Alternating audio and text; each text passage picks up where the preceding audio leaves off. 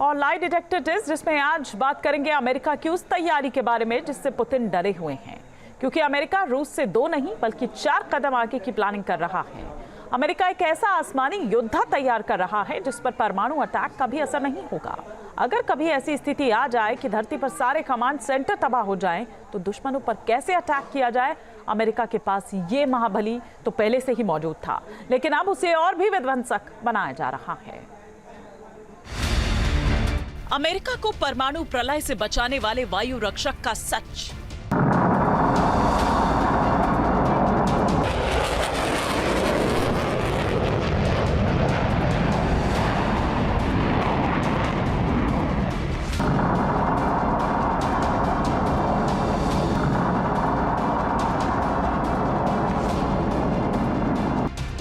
जब दुनिया का सबसे अमीर शहर तबाह हो जाएगा, तब क्या होगा?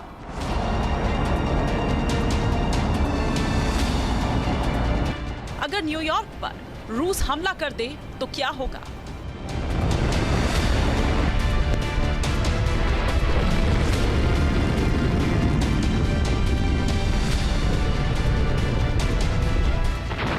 अगर अमेरिका रूस की राजधानी मॉस्को पर हमला कर दे तब क्या होगा?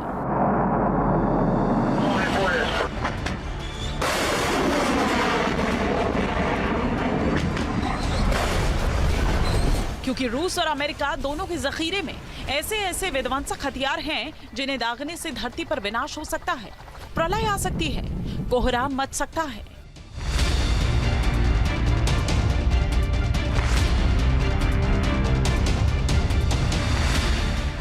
क्योंकि जिस तबाही की आशंका जाहिर की जा रही है, जिस तबाही का डर सता रहा है, उसको दुनिया ने सेकेंड वर्ल्ड वॉर में देखा है, जब अमेरिका ने हिरोशिमा और नागासाकी पर लिटिल बम गिराया था और दोनों शहर राख हो गए थे, जिसका खौफनाक मंजर आज भी दुनिया के जहन में ताजा है। और अब तो दुनिया के देशों के पास इससे कहीं ज्यादा विनाशकारी बम है, जिससे हर वक्त एक डर और खौफ का माहौल बना रहता है। यही वजह है ऐसे वक्त के लिए दुनिया के देश तैयार भी कर रहे हैं और अमेरिका दुनिया से 4 कदम आगे चलने की कोशिश कर रहा है। अमेरिका का प्लान है डूम्सडे एयरक्राफ्ट।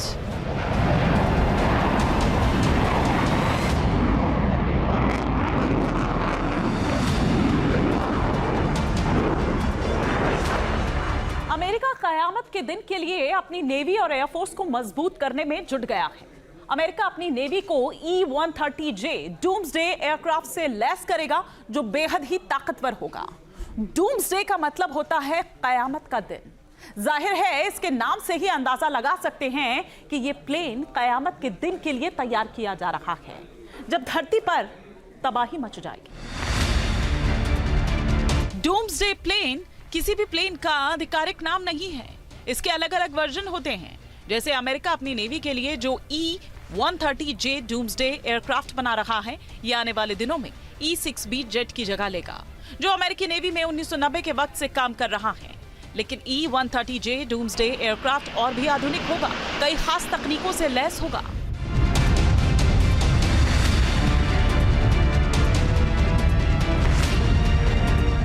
फिलहाल अमेरिका की एयरफोर्स के पास 4 आधुनिक क्षमता से लैस E-4B डूम्सडे एयरक्राफ्ट हैं, जबकि अमेरिकी नेवी के पास मौजूदा वक्त में E-6B डूम्सडे एयरक्राफ्ट है। डूम्सडे एयरक्राफ्ट को ऐसे विध्वंसक हथियारों से लैस किया गया है जिससे इस पर मिसाइल हमलों का असर नहीं होता।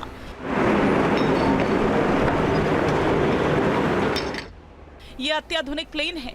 E-4B को एक मोबाइल कमांड पोस्ट के रूप में डिजाइन किया गया है, जो परमाणु विस्फोटकों और इलेक्ट्रिक मैग्नेट के प्रभावों को झेलने में भी सक्षम है। अब सवाल यह है कि अमेरिका के पास जब पहले से ही डूम्सडे एयरक्राफ्ट हैं, तो फिर अमेरिका को क्यों जरूरत पड़ रही है डूम्सडे एयरक्राफ्ट बनाने की? दरअसल अमेरिका अपने नेवी और एयरफोर्स में और भी बेहतर डूम्सडे एयरक्राफ्ट को शामिल करना चाहता है, क्योंकि अमेरिकी नेवी के पास जो डूम्सडे एयरक्राफ्ट हैं, वो 30 साल पुराने हैं और काफी हैवी हैं। लिहाजा E-130J अमेरिकी नेवी में शामिल किया जाएगा, क्योंकि E-130J छोटे आकार के होंगे और बेहद ही आधुनिक होंगे। डूम्सडे एयरक्राफ्ट कैसे काम करता है, किन किन देशों के पास डूम्सडे एयरक्राफ्ट है, ये आगे बताएंगे। लेकिन अमेरिका इतनी फुल प्रूफ तैयारी क्यों कर रहा है, तो जरा इसे भी समझ लीजिए।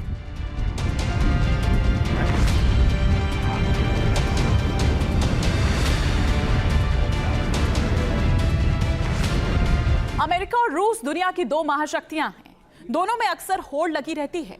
रूस इस वक्त यूक्रेन के मोर्चे पर उलझा हुआ है। जंग में यूक्रेन को अमेरिका सपोर्ट कर रहा है, जिससे रूस की कमर तोड़ी जा सके। रूस के पास सबसे ज्यादा परमाणु बम हैं, तो दूसरे नंबर पर अमेरिका है।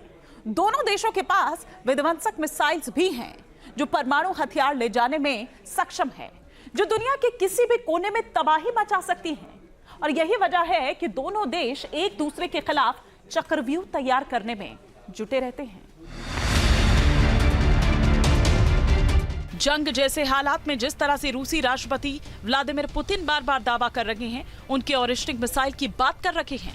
पुतिन दावा कर रखे हैं, ओरेश्निक का जवाब दुनिया के पास नहीं। रूस और यूक्रेन जंग के बीच में ही पुतिन की सेना ने इस मिसाइल को डेवलप किया है और बिना परमाणु वॉरहेड के यूक्रेन पर दागा था, जिससे तबाही मच गई थी। पुतिन की सेना इस मिसाइल का लगातार टेस्ट करने की बात कर रही है, जिससे यूक्रेन परेशान है और अमेरिका टेंशन में।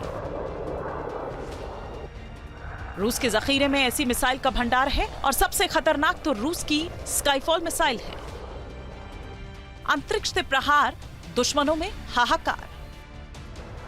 ये रूस का वो शाहकार है जो अंतरिक्ष से ही धरती के किसी भी कोने को तबाह करने का मादा रखता है। रूस की इस मिसाइल से सुपर पावर अमेरिका भी खौफ खा रहा है।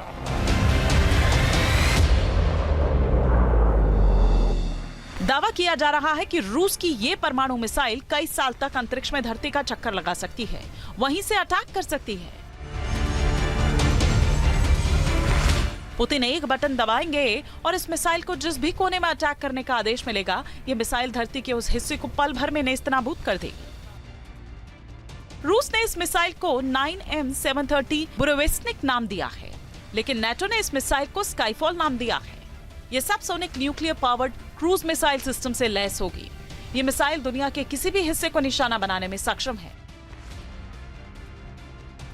इस मिसाइल को लेकर दावा तो यहां तक है कि परमाणु ऊर्जा से चलने वाली स्काईफॉल मिसाइल लगभग अनिश्चित वक्त तक अंतरिक्ष में रह सकती है, वहीं से इसको ऑपरेट किया जा सकता है। जब भी रूस की डिफेंस कमांड इसे हमले का आदेश देगी, ये मिसाइल तुरंत ही निर्धारित लक्ष्य पर परमाणु हमला कर सकती है। सोचिए, रूस की ये मिसाइल कितनी विनाशकारी है। तभी तो अमेरिका और ब्रिटेन जैसे देश घबरा रहे हैं। खौफ का माहौल है।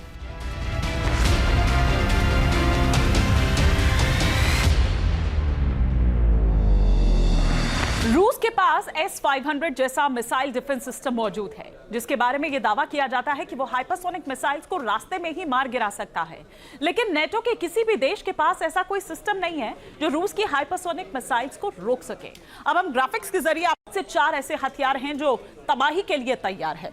ये 4 जो हम यहां आपको दिखा रहे हैं और सीरियल वाइज हम आपको इनको बताएंगे। Number 1 RS-28 Sarmat, number 2 Avangard missile, number 3 Topol M missile और नंबर 4 यास मिसाइल। सबसे पहले हम बात करते हैं RS-28 सरमेट की। अब क्या है RS-28 सरमेट? इसकी स्पीड की अगर हम बात करें तो 25,000 किलोमीटर प्रति घंटा इसकी स्पीड है। इसके अलावा इसकी ऑपरेशनल रेंज की अगर हम बात करें तो 18,000 किलोमीटर इसकी ऑपरेशनल रेंज है। और क्षमता की बात करें तो वॉरहेड क्षमता इसकी 10 परमाणु बम ले जाने की है।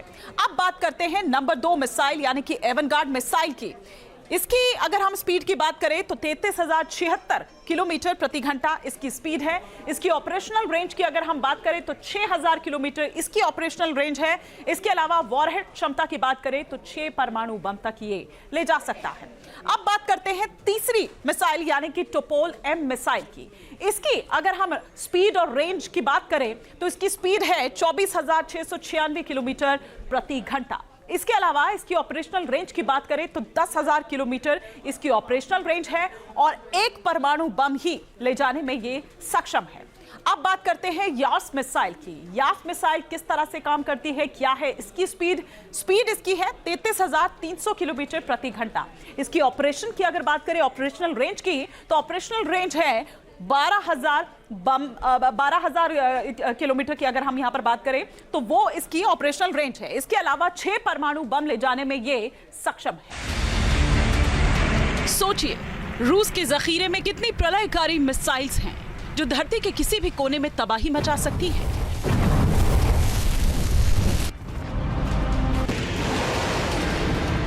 रूस की ये सभी मिसाइल्स न्यूक्लियर वॉरहेड से लैस हैं। अगर रूस एटमी हमला कर दे तो धरती पर तबाही मच जाएगी। अमेरिका के कमांड सेंटर को पल भर में तबाह कर सकती हैं रूसी मिसाइल्स। अगर रूस और अमेरिका के बीच युद्ध जैसे हालात बनते हैं तो अमेरिका कैसे उसको टैकल करेगा? अगर धरती पर रूसी मिसाइल्स तबाही मचा दें तो अमेरिका कैसे जवाब देगा? कैसे रूस पर पलटवार करेगा? उसी के लिए अमेरिका पुतिन की सोच से भी 2 कदम आगे की सोच रहा है, उसे प्लान कर रहा है।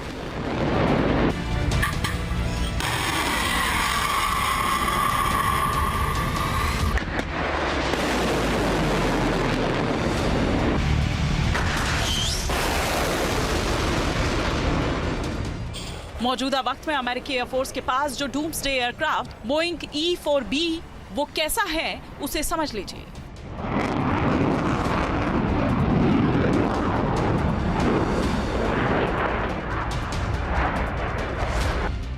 E-4B 231 फीट लंबे प्लेन को फ्लाइंग पेंटागन भी कहा जाता है।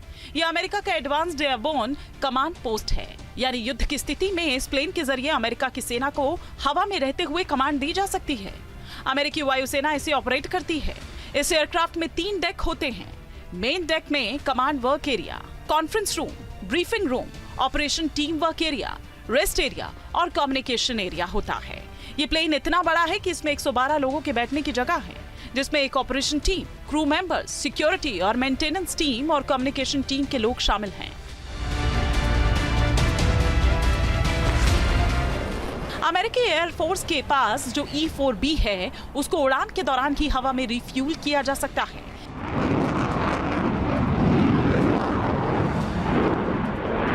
इसकी वजह से ये लगातार लंबे वक्त तक हवा में ही रह सकता है। अब तक उपलब्ध आंकड़ों के मुताबिक ये प्लेन लगातार 35 से ज्यादा घंटों तक उड़ान भरता रहा है और भर सकता है। अमेरिका इसे ऑपरेट करने के लिए हर घंटे 1.2 करोड़ रुपए खर्च करता है। ये बेहद ही कॉस्टली है, लेकिन इसकी उपयोगिता भी बेहद अहम है।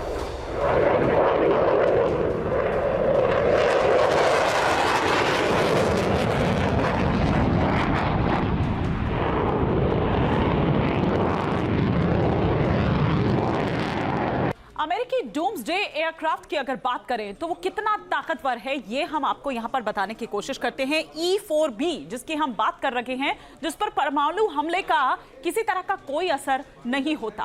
विमान में बैठे लोगों को ये रेडिएशन से भी बचाता है। विमान में खिड़कियां नाम मात्र की होती हैं। प्लेन में कई सैटेलाइट डिश और एंटीना लगे होते हैं। जो जहाज हैं, युद्धपोत हैं, पनडुब्बियां हैं, उनको निर्देश दिया जाता है। और अगर किसी तरह से कोई इमरजेंसी सिचुएशन है तो सेना को हवा में ही निर्देश दे दिए जाते हैं। वो कमांड उनको वहीं मिल जाती है और फिर उसी तरह से वो अपने आप को प्रिपेयर करते हैं। एयरक्राफ्ट के अंदर पूरा कमांड सेंटर होता है और अमेरिकी राष्ट्रपति और रक्षा मंत्री करते हैं इसका इस्तेमाल। अमेरिकी एयरफोर्स के पास ही डूम्सडे एयरक्राफ्ट नहीं है, बल्कि नेवी के पास भी E-6B डूम्सडे एयरक्राफ्ट है। इस विमान से नेवी के शिप और सबमरीन को अमेरिका आपातकालीन स्थिति में कंट्रोल कर सकता है जब दुश्मन का हमला उसके नेवी पर हो। लेकिन अमेरिका नेवी और एयरफोर्स दोनों डूम्सडे एयरक्राफ्ट को अपडेट कर रहा है। ऐसा नहीं है कि केवल अमेरिका के पास ही डूम्सडे एयरक्राफ्ट है। अमेरिकी एयरफोर्स के पास E-4B डूम्सडे एयरक्राफ्ट है, जबकि नेवी के पास E-6B डूम्सडे एयरक्राफ्ट है। वहीं दूसरी तरफ रूस के जखीरे में भी इल्यूशन IL-80 डूम्सडे एयरक्राफ्ट है। वर्तमान समय तक घोषित रूप से यूनाइटेड स्टेट्स ऑफ अमेरिका और रशिया के पास डूम्सडे प्लेन है।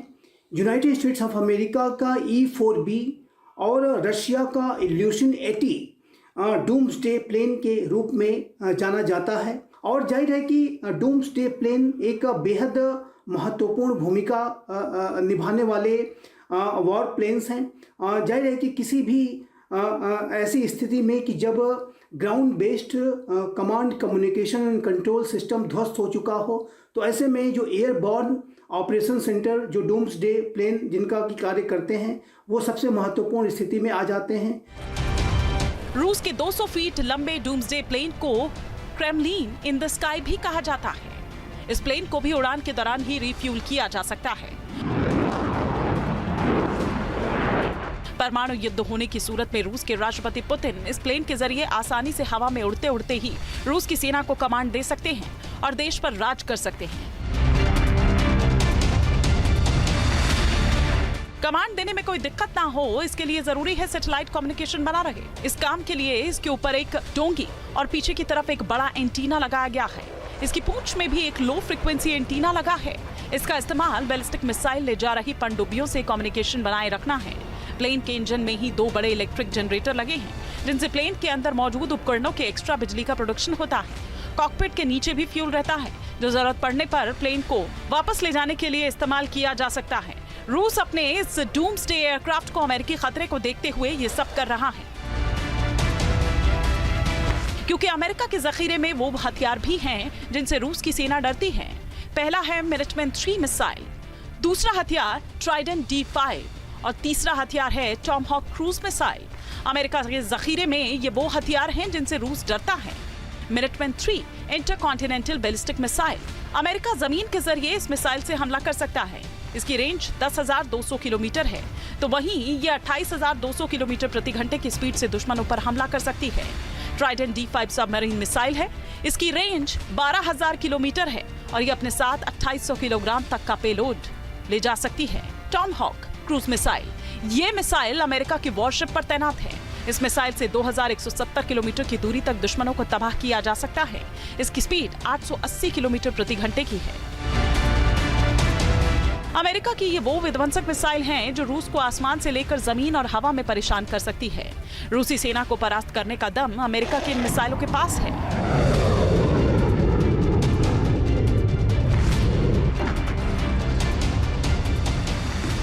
लिहाजा अमेरिका और रूस दोनों एक दूसरे के खिलाफ परमाणु प्रलय से बचाने वाले वायु रक्षक को आधुनिक और विध्वंसक बनाने में जुटे हैं, जिससे इमरजेंसी हालात से निपटा जा सके।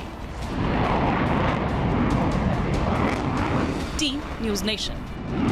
न्यूज नेशन अब व्हाट्सएप पर खबरों के ताजा अपडेट के लिए न्यूज नेशन के इस QR कोड को स्कैन करें।